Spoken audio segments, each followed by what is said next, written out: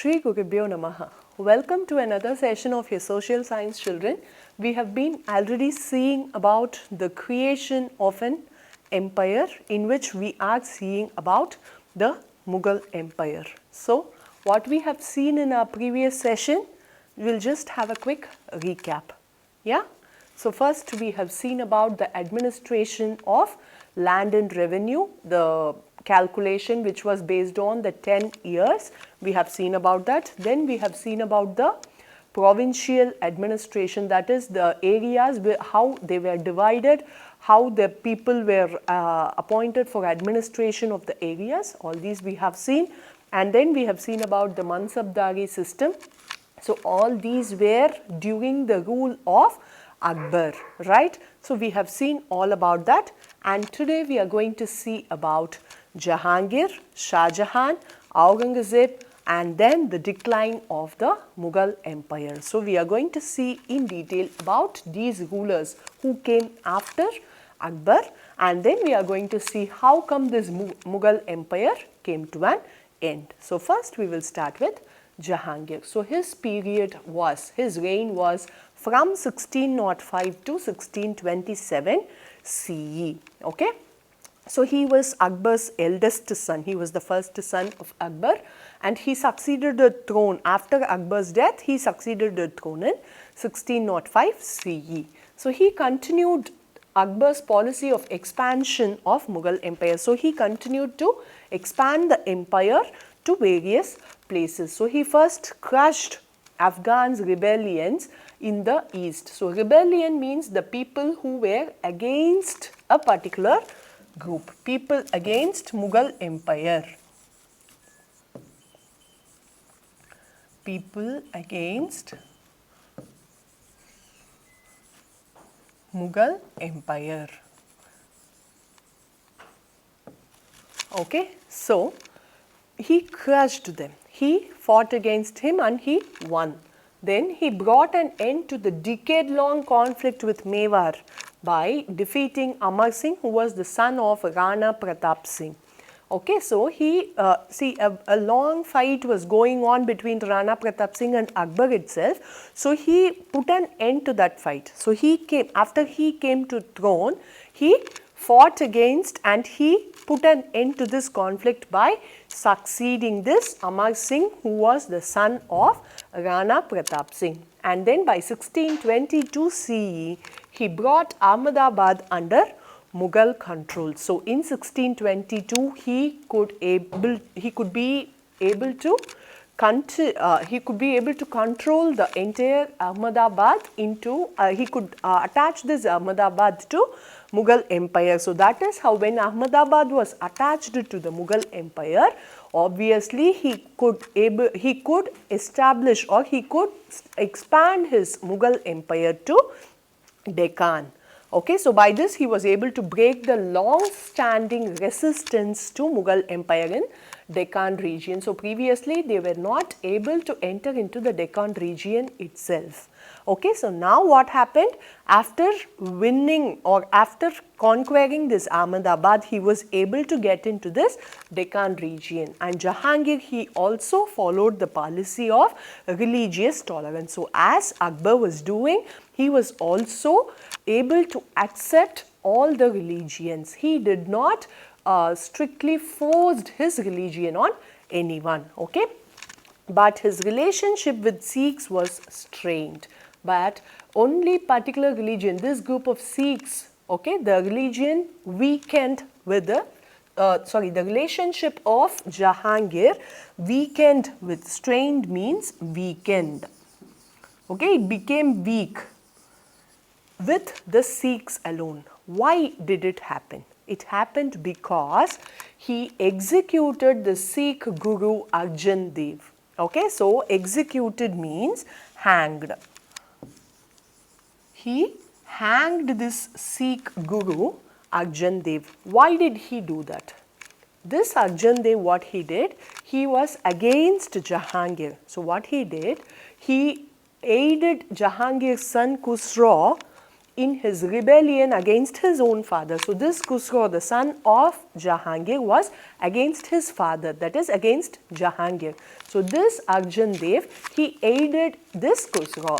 So aided means helped. So when this Khusro wanted to fight against his father, this Arjan Dev helped him. So that is why Jahangir hanged this Arjan Dev, and that is why again the relationship with Sikhs got weakened. And then this Jahangir was a great patron of architecture. So he was a very good person who developed architecture, and he was also a keen observer of nature. So he was very often observing nature, and that is what all his observations he had mentioned in his autobiography, which is Tuzuk-i-Jahangiri. Okay. So in his autobiography Tuzuk-i-Jahangiri, he has mentioned more about the observations of nature done by him, and he died in 1627 CE. So once he died, his another son, right, Khurram, okay, his another son Khurram ascended the throne. So he ruled from 1627 to 1658. He took a title of Shah Jahan and he started ruling, right. So here you can see Jahangir's son Khurram ascended the throne in 1627 CE under the title Shah Jahan, right. So Shah Jahan came to rule.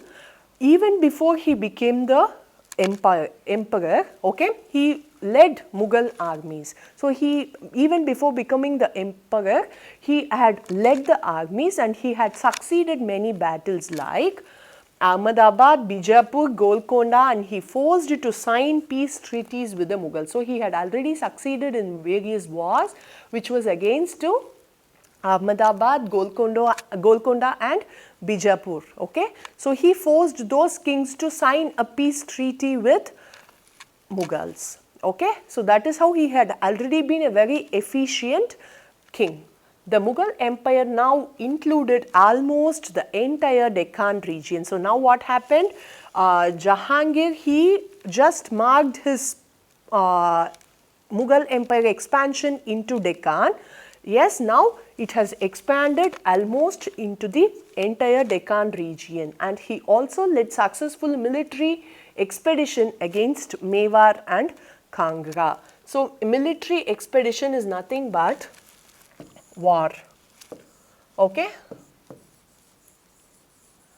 So he was easily and successfully be able to fight against Mewar and Kangra, but his attempts to conquer Balkh and Kandahar, which is present day Afghanistan, was a failure. So he was easily be able to conquer Mewar and Kangra, but when he wanted to conquer Balkh and Kandahar, it turned out to be a failure, and he crushed the growing power of Portuguese in Bengal.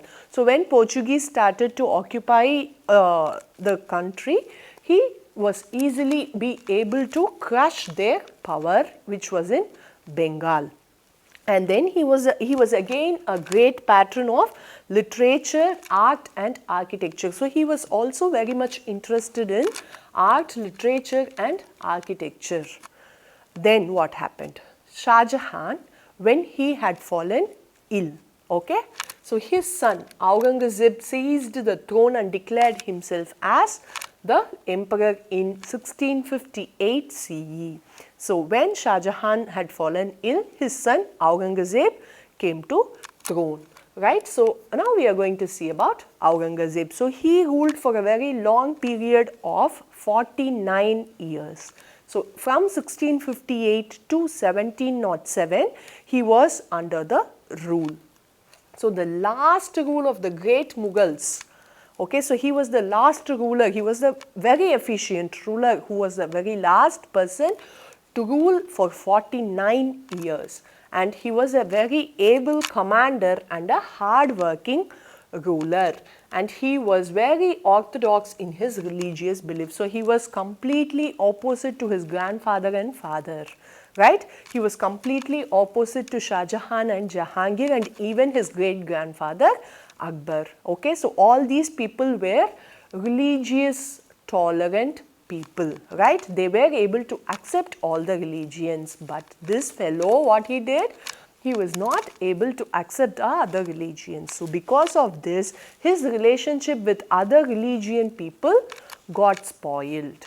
Okay, so his reversal of the tolerant policies of his predecessors, okay, alienated many groups like the Jats, Sikhs, the Marathas and the Satnamis. Okay, so the religious tolerance policy which was followed by all his predecessors, who were they? His great grandfather Akbar, his grandfather Jahangir, his father Shah Jahan, right? So all these people's policy, he spoiled all the thing, and because of that it alienated many groups. Alienated means it separated. So these people were earlier, they were in a good relationship with this Mughal emperor, right?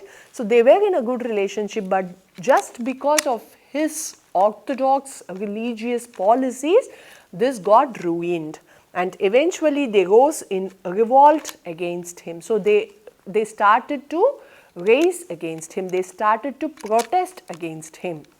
And he spent the last 25 years of his reign in trying to conquer the Deccan. So he was ruling for 49 years, and in that 49 years he spent his 25 years of rule in conquering Deccan. So he was trying to conquer Deccan. So very often what happened, he was not available in the capital. Okay, so because of that what happened, the royal treasury steadily depleted. Depleted means it ran out of funds. Okay, so the money were going on, he was spending on the wars, continuously he was spending on the wars. What will happen to the treasury? There will be no income, right? So the funds or the resources available in the royal treasury got depleted, and his extended absence from the capital emboldened the nobles to plot against Aurangzeb. So there were nobles who took care of the capital when Aurangzeb was not there. So what happened? It gave them more power because Aurangzeb was not there continuously for long period. His extended absence, which means he was not there for quite a long period of time. So what happened? They gained their own power and they started to plan against Aurangzeb. He was forced to divide the kingdom between suppressing revolts and expanding the limits of his kingdom. See, one side he wanted to expand his kingdom, but the other side there were a group of people who were against him. So with these conflicts, he had to divide the kingdom. And here you can see the entire Mughal Empire. First, the Mughal Empire, when Babur came to India, only this part was the Mughal Empire. Then what happened? Akbar, when he expanded the kingdom, see, up to this entire area became Mughal Empire. And then finally, when Aurangzeb was conquering various places, so up to this the Mughal Empire was expanded. Okay, so the Mughal Empire expanded from here to here. Now, what happened? Aurangzeb was continuously not there. People were against him because he was against other religions. So continuous problems came one after the other, and that caused the fall of Mughal Empire. So now we are going to see about the decline of Mughal Empire, how it started to fall off. So by the time Aurangzeb died in 1707, the Mughal Empire already started weakening. So by this time, before his death itself, the Mughal Empire started to weaken. And then the next 100 years saw the steady decline of the empire. So after Aurangzeb's death, the empire started to fall down steadily. So there were many reasons for the same. Now we will just see about those. The empire had become too large and unwieldy. Administering it was not easy. So it was a very large empire without proper control. So the administration part was very much difficult. And then the many wars fought by Aurangzeb depleted the royal treasury. So what happened? So they did not have enough money to pay the soldiers. Again, it was difficult for them to maintain the army. So there was barely enough money to pay the soldiers. Barely enough means there was not enough money. This impacted the efficiency of the army.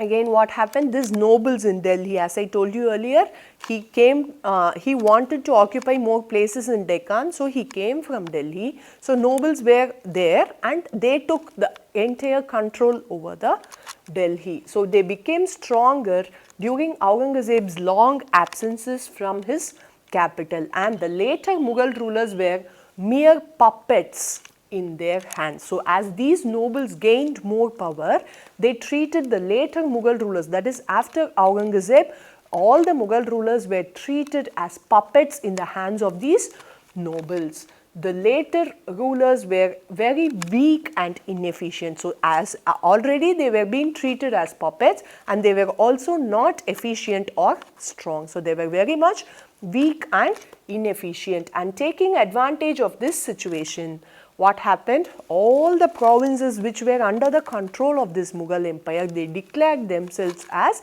independent. So yes, we are no more under the control of Mughal Empire.